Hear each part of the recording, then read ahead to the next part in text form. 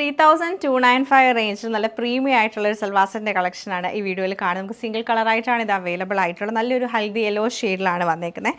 ഫാബ്രിക്കാണ് നമുക്ക് നല്ല സോഫ്റ്റ് ആയിട്ടുള്ള സിൽക്ക് ഫാബ്രിക്കാണ്. നെക്ക് ലൈൻ വരുമ്പോഴത്തേക്ക് ഒരു മിറർ വർക്കും കൊടുത്തിട്ടുണ്ട്. നല്ലൊരു വീവിങ് പാറ്റേണിലാണ് ഈ ഒരു ഗ്രീൻ ഷെയ്ഡിലുള്ള വർക്ക് വന്നേക്കുന്നത്. അതായത് യെല്ലോ ആൻഡ് ഗ്രീൻ കളർ കോമ്പിനേഷനിൽ വരും. സൈഡിൽ നല്ലൊരു ബനാറസി ബോർഡർ വന്നിട്ടുണ്ട്. അതുപോലെ കുഞ്ഞു കുഞ്ഞു വീവിങ് പാറ്റേണാണ് വന്നേക്കുന്നത്.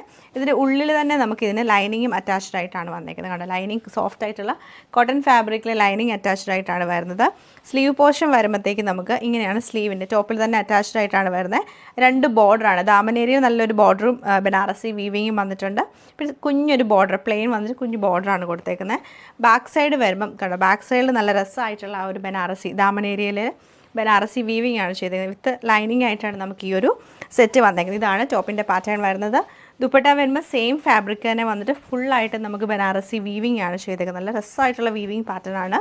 സെൻറ്ററിലൊക്കെ നല്ല വീതിക്കാണ് ആ ഒരു വീവിങ് വന്നേക്കുന്നത്. സൈഡിലെ ബോർഡറും ഭംഗിയായിട്ടാണ് വരുന്നത്. ഇതാണ് ടോപ്പ് പാറ്റേൺ. ബോട്ടം വരുമ്പോഴത്തേക്ക് നമുക്ക് സോഫ്റ്റ് ആയിട്ടുള്ള ഫാബ്രിക്, സിൽക്ക് ഫാബ്രിക് തന്നെ പ്ലെയിൻ ആയിട്ടുള്ള നല്ല ഫാബ്രിക്കാണ്. നല്ല പ്രീമിയം ഫാബ്രിക്കാണ്. ഇത് വെച്ചിട്ട് വേണമെങ്കിൽ നമുക്കൊരു ടോപ്പ് സ്റ്റിച്ച് ചെയ്യാൻ പറ്റും. അത്യാവശ്യം നല്ല പ്ലെയിൻ ആയിട്ട് വരുന്ന നല്ല സോഫ്റ്റ് സിൽക്ക് ഫാബ്രിക്കാണ്. ഓവറോൾ ഇങ്ങനെയാണ് ഈ ഒരു സൽവാർ സെറ്റിൻ്റെ പാറ്റേൺ വന്നേക്കുന്നത്.